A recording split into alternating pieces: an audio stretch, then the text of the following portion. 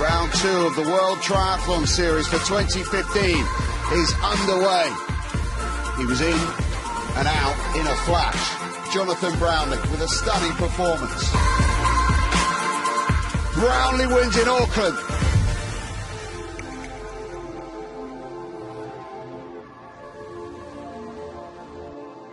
Hello and welcome to round 3 of the 2015 World Triathlon Series. So after Johnny Brownlee returned to winning ways in impressive fashion 2 weeks ago in Auckland, he and the rest of the elite field are turning their attention to Australia's Gold Coast, back on the calendar for the first time since 2009.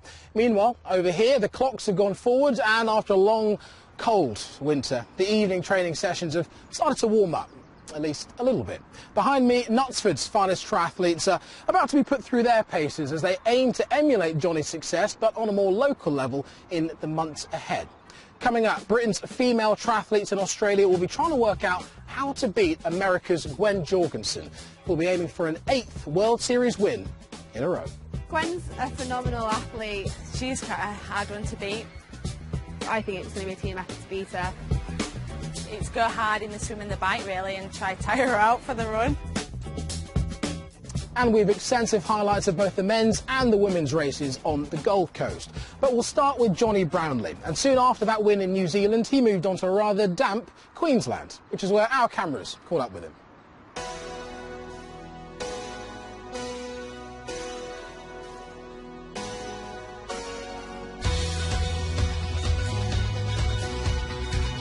Brownlee wins in Auckland. It's great winning in Auckland. It's the first World Series that I've won in a while, and I'm not a very confident person, so I'm always the kind of person who thinks, oh, what happens if you fall over? What happens if, I don't know, a car pulls out? Or what happens if you start to struggle in the last kilometre? You know, 30 seconds over a kilometre it's a long way, but you can lose that. So I didn't actually feel 100% confident until about 5 minutes to go.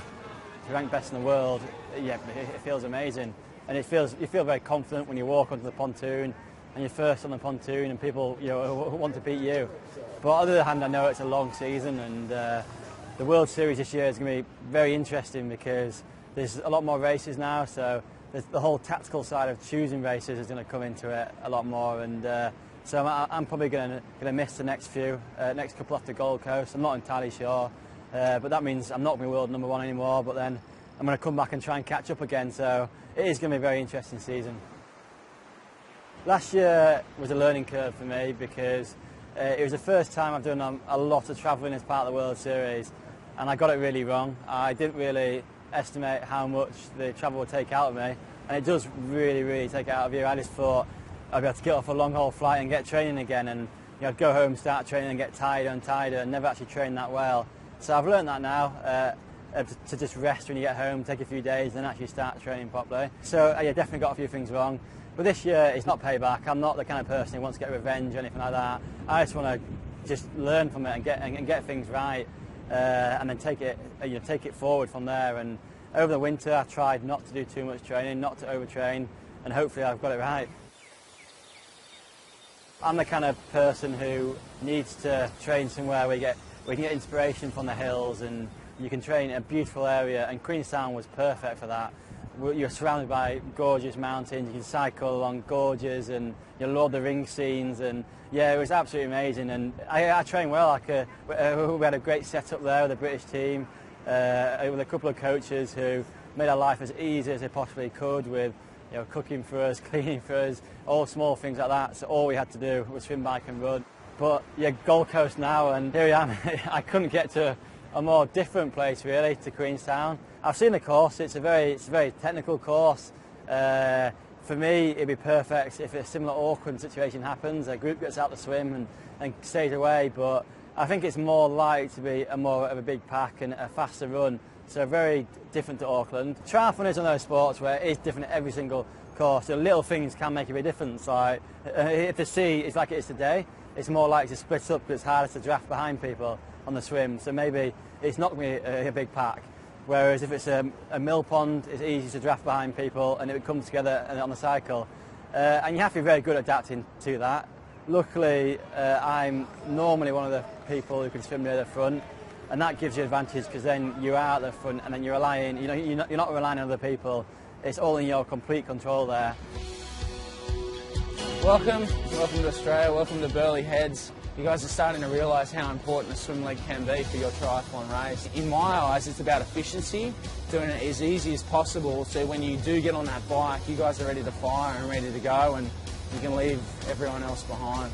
Well, Kai Hurst is basically an expert at sea swimming, which for us is something that we're not very used to, we're not very good at. If there's an onshore wind blowing at 30 or 40 knots and a little bit of swell, give it 1 or 2 feet, it can make a huge difference, and really at the end of the day, you know, those 3, 4, 5, 6 seconds can be the, you know, do or die of a race. For Rio 2016, I want to be on that start line knowing I've covered every single base possible. I can cycle up the hills, I can run in the heat, I can run in the cold if I need to, and also I can swim in the sea when the waves are 5 metres high or it's flat. So that's the idea, because mentally it's incredibly strong going to a race, knowing that you've done all the training you possibly can. What a finish from Brownlee! He is the champion of the world! Alistair became world champion in 2009 here, and I remember watching it. I was a junior racing the next day actually, I think, and I remember watching him running down the finishing straight thinking, oh, wow, Alistair's world champion. That wasn't meant to happen. You always struggle at being brothers to listen to each other until that point, until he became world senior champion, and then you realise, right, he's actually quite good at this. But even now, sometimes it's quite hard when he tells you something to listen, because he's my brother, you know, you always fall out over those small little things, but we have got a lot better. You know, to be able to train with someone that good, pushing you, does make a massive difference, and someone that you trust as well. You know, someone that, in Alistair, I trust that he's going to tell me to slow down at the right time and not do as much training at the right times, and then do more at the right times. And when we became world champion, I thought, right, I can do that as well, and that's quite strong when you're 19 years old. So with 2 races down and 8 to go, Johnny is right where he wants to be, at the top of the rankings. But it remains to be seen if he'll still be there by the end of the weekend. The course on the Gold Coast is Olympic distance, but unlike the hills of Auckland, it's flat, so far more suited to running specialists such as Mario Mola and Richard Murray. Johnny couldn't match their speed over 5 kilometres at the season opener in Abu Dhabi, and he'll be keen to show he's got more in the tank on the 10-kilometre run this time around. And let's not forget second-placed Javier Gomez. It's been a slightly disappointing start to the season by his standards, so the 32-year-old 4-time world champion will be desperate to reassert his authority over his younger rivals.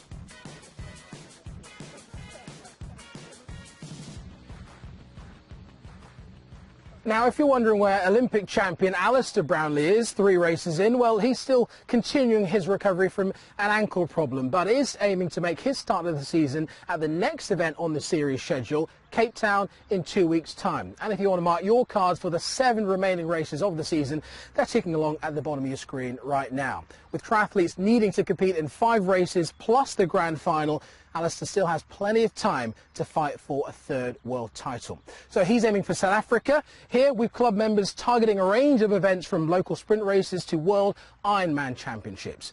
But let's get on to the main events, because Johnny Brownlee, Javier Gomez and the rest of the men's field are ready to race on the Gold Coast right now. So let's hand you to our commentators Matt Chilton and Steve True. Round 3 of the 2015 ITU World Triathlon, and we are on the Gold Coast. 2 laps in the water, 750 metres each before they pick up their bikes, and they'll ride 8 laps around the Gold Coast. They don't go too far inland, taking in Cloyne Road, Hicks Street, Windmill Street and Welsh Street before they head out on the Gold Coast Highway, before returning after the 8 circuits to park their bikes and begin the 10k run, which is a case of running 4 2.5 kilometre laps to conclude the event. And this is the start list. Jonathan Brownlee has number 1. He is the world number 1 right now. Then the Spanish trio, Gomez, Alaza and Mola, with 2, 3 and 4. Ryan Bailey has 5. There are only 2 British triathletes in the competition today. Jonathan Brownlee with number 1 and Philip Graves, who wears number 65. a total of 66 men ready to race round 3. And there is number 1, Jonathan Brownlee, being introduced to the crowd. There's his great rival, Javier Gomez. Alaza is alongside him, and Mola with number 4. The 3 Spaniards will be hoping to keep close to Jonathan Brownlee as he dives in the water, but of course Brownlee has a secret weapon in the shape of Richard Varga, number 10, the strongest swimmer in the field potentially. They're ready to go on the Gold Coast. Well, 1 or 2 went over a bit early there. The hooter sounded, but 3 or 4 guys in fact were already on their way down the short stretch of beach to the water, so it remains to be seen if anybody is penalised for that. They don't get restarted, but anybody who is found guilty of starting early may well pick up a stop-go penalty, which will be taken at the end of swim in transition. We'll keep you posted on that. Away they go, Brownlee and Varga, certain to be amongst the leaders during this first stage. A huge split very early on there.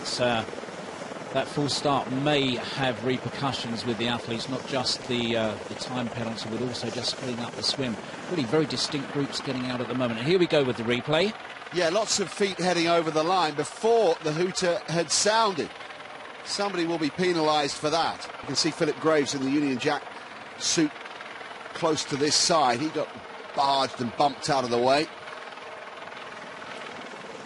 Now we join the front of the arrowhead that forms at the start of the contest, with Richard Varga certainly up near the front. The Slovakian swim specialist is a regular training partner of Jonathan and his brother Alistair, and Varga will lead them through with clear water.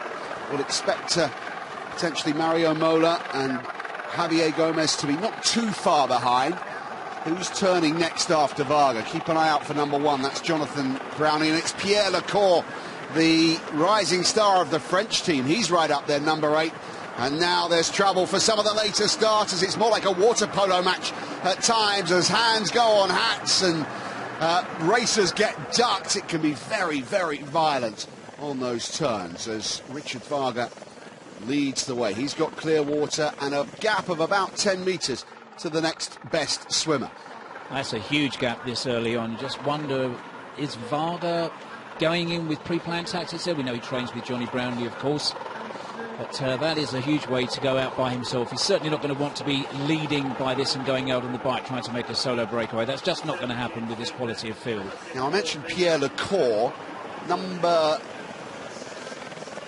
8 in this race. The Frenchman finished 3rd in the ITU World Triathlon Series event in Auckland on March the 29th. His best ever result, and the French team have high hopes for more solid performances from Pierre Lecour. He started this race well. He's up into 3rd position at this stage, but it's Richard Varga leading for Slovakia, Jonathan Brownlee in 2nd for Great Britain. That's what we expected to happen, with Varga giving Johnny a nice tow as they approach the end of the first lap. They'll come out of the water, jog briefly along the blue carpet before diving back in for the 2nd stage of this swim. I am surprised at how quickly this field has spread out. Just the end of lap number 1 here, of course, 750. That is just really stretched and stretched and stretched. Varga must really have gone flat out. He's looking back. He knows he's got Johnny Brownlee with him. Let's have a look at who else is there. It's Varga in 8 minutes and 40 after lap 1. Jonathan Brownlee, Igor Polyansky comes out in 3rd, closely followed by his brother Dimitri. Pierre Lecour is out in 5th, then Javier Gomez and Wian Silva. We know he's a good swimmer. Tommy Zafiris, the husband of Katie Zafiris.